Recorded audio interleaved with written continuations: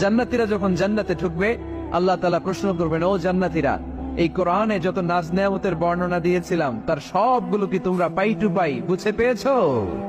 জান্নাতীরা বলবে পেয়েছি। হঠাৎ এক জান্নাতি হাত তুলে বলবে, আল্লাহ একটা জিনিস তো পাই নাই।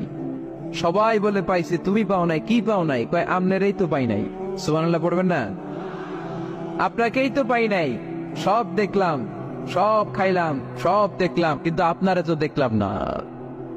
আল্লাহ তাআলা তখন বিশাল জান্নাতের এক কনফারেন্স রুমে সবাইকে বসিয়ে আল্লাহর দিদার মানুষকে দেখাবেন। আল্লাহ তাআলা তার গোপন সৌন্দর্যকে সেদিন জান্নাতীদের সামনে প্রকাশ করে দিবেন।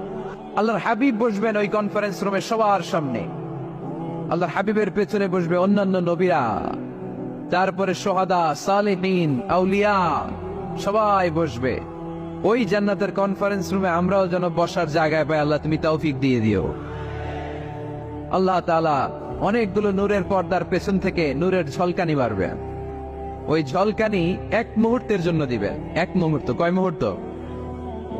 70,000 নূরের পর্দার কথা বলা হয়, এই বর্ণনাটাও দুর্বল। পর্দা আছে কিন্তু কয় হাজার জানে কে?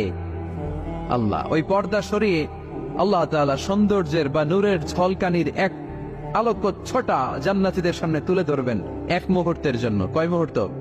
আলোকচ্ছটা দিয়েই আবার নাই, আবার সরাই ফেলবে।